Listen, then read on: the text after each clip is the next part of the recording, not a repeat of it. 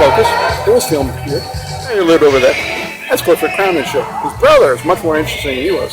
He brought America's first drunken elephant to America. Clifford, he just circled around the world. This property behind me is where Henry Clay met all the devious politicians in Salem. See, originally, a man who owned this property on a roadwalk named Joseph Vincent. They said he was so boisterous that when he coughed, you could hear him on the other side of the park. Well, he wrote a letter to Henry Clay asking, is hemp better than making rope than Sicily and Jute? So Henry Clay came here, and he will meet John Quincy Adams, Daniel Webster, and Stephen White. And the three of them would actually get up into a couple of murders, some presidents even. Now the two mansions behind me, two brick ones. Here's the one, and here's the other one. Look at them again. Two in a row, big brick mansions. Why they built them next to each other? Well, you have to hide the purchase of bricks, and to do so, you need to build two big giant brick mansions next to each other so the best mason in town can't say where all the extra bricks are going. Here we are, we're in Salem Commons again, and we're looking into one of the tunnels that they have. This is a crossroads with 4 different directions. It's filled in at this point, so only small kids can crawl through and get into the tunnels, which are about 7.5 feet tall and 3 feet wide. They look like a modern hallway. This is one of the access points that the smugglers would have walked through. Now, it's collecting twigs in somebody's water bottle.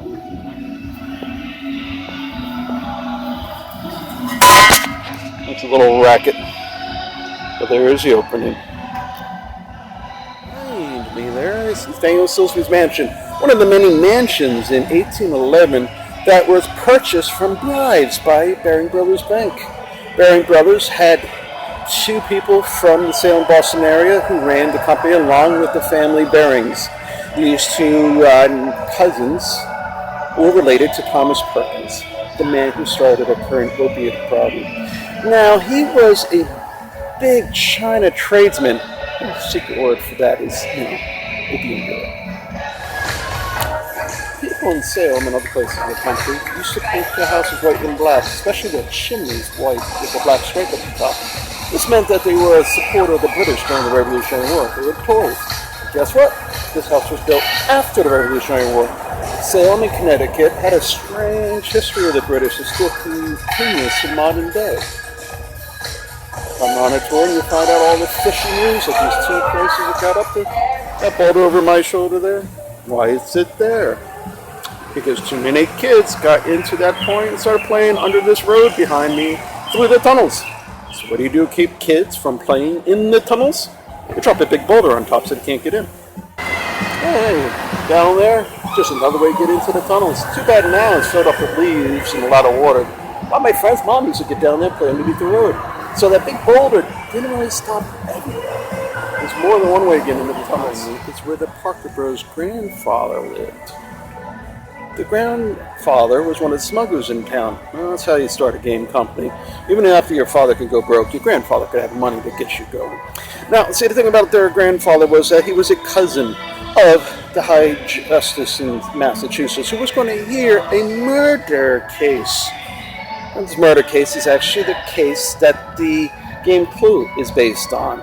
The George Parker, when he was in his elder years, started going a little Alzheimer's. What do you do when you get Alzheimer's? You go back to your childhood.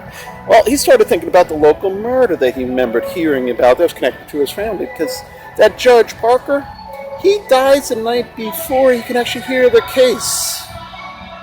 Behind me is the house of Stephen White, which Andrew Jackson visited in 1833 during his pet years. Originally, Jackson came to town to show support to a ship captain who had a ship raided in Sumatra. Stole some pepper from him. So Jackson sent a gunboat and blew up the city and then went on the beach. And then he came to Stephen White's house. Now, Stephen White really didn't like him that much because after he got away with killing his uncle for a mercy killing and inheriting shares in the second bank in the United States and blaming it on other people in town so his uncle he knocked off could get revenge on those people he thought did him wrong. Jackson comes here and argues about where his funds would go that he received from the Second Bank of the United States. See, now the problem with the bank, along with the first one, was we fought 2 wars, created 2 national banks, which gave the money to the people we just defeated in the war. 70% went to British subjects after the Revolutionary War and the War of 1812. No wonder Jackson wanted to get rid of the bank. So after he left his house and after having an argument with Stephen White, he continues his tour of New England but cannot finish. He gets to New Hampshire and suffers a little bug in his stomach. Salmonella. Back then it was called typhoid. So he had to go back from New Hampshire, cut his tour short, and go back to Washington, feeling a little sick with the runs. Also, James Knox Polk, who was defending his ideas inside this Senate, he was Speaker of the House, would also suffer typhoid poisoning and survive. They would go on and then murder off William Harrison. He lives a month in office and dies of, guess what? Typhoid. After that, Stephen White mysteriously dies a couple months after Harrison does. The president he gets elected who didn't want to make the Third National Bank, or what we call the Federal Reserve today, he dies as well from an accidental poisoning. Well, Daniel Webster, who was in Stephen White's pocket, along with Joseph Story, both being directors in the Second Bank of the United States, would work with a guy named Henry Clay. The 3 of them would go on and also murder 2 more presidents.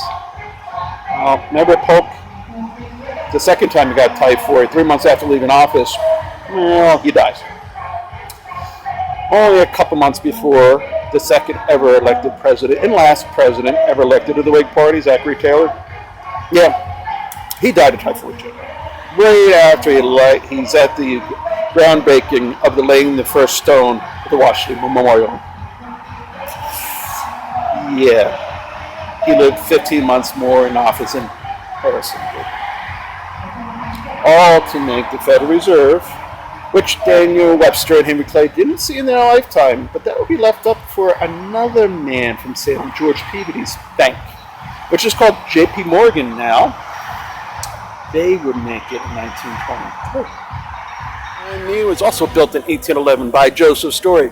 Smuggler. He's a guy who actually interpreted the Constitution how we still follow it today.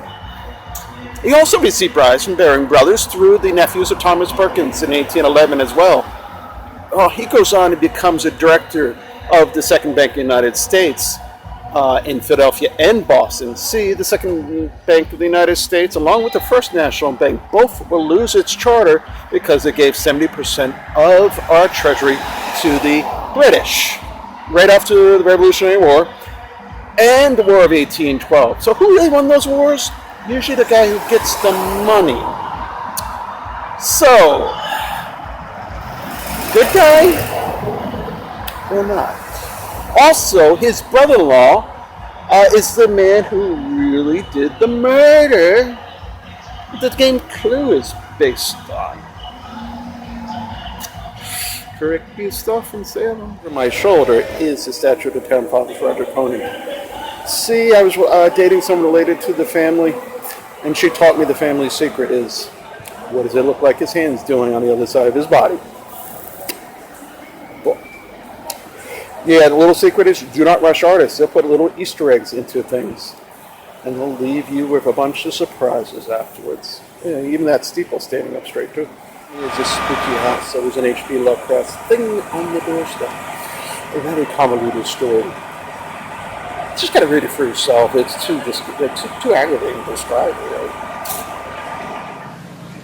Well, for an added bonus, this house in front of us is the home where Captain Joseph White was murdered. This murder inspired Parker Brothers to change a game called Cluedo and purchase the American rights and rename it Clue. And they would put in the local murder mystery into their game. Also, the rooms in this house are said to reflect the rooms on the board and the tunnels coming out of this home It's reflected in the secret passageways inside the game. Now, this murder in Salem, they didn't try the right culprits. The person who got away with it, Stephen White, who the first two blackmail letters ascribed to the person who paid for the Mr. Palmer to commit the murder and then do the final blows with a knife. He goes on and he plans the election and then the assassination of President William Harrison. For further information on that, look up the books Sub Rosa and Salem's Secret Underground. Also, things about the game. All the rope that's in the tokens for all the people who were hung falsely for this murder. The Scottish Dagger is from the weapon that did the most strikes to Mr. Body, Mr. White. Mrs. White is the only character between England and America, between Clue and Cluedo, who has the same name. Also, she's the only married woman in the game, because if she had survived and given Mr. White a child, he wouldn't have had to seek revenge against business partners who did have heirs and whose children would be implicated in his own murder he staged through his nephew. Also, the Parker brothers got interest into this murder because their grand uncle was Chief Justice of Massachusetts, and would hear this case, who died the night before the trial. So they had some personal connections, plus their toy store was right across the street on the property where the Hawthorne Hotel is. Interesting house. Hawthorne Hotel. Built by Frank Poor, who was the founder of Sylvania Light Bulbs. His mistress actually haunted me in his old house. But besides that, Salem had a bunch of different inventions actually created here. In fact, if you go to Smithsonian, about half the electricity room that is there, mostly built in Salem.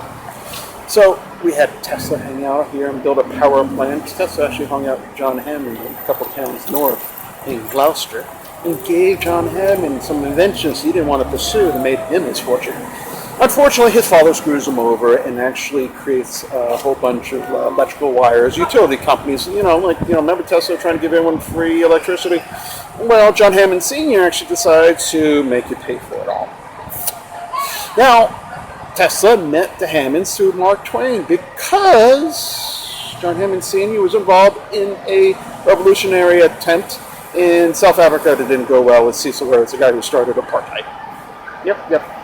Mark Twain's the guy who made sure that Cecil Rhodes of the Rhodes Scholarship and John Hammond Sr. didn't get lynched.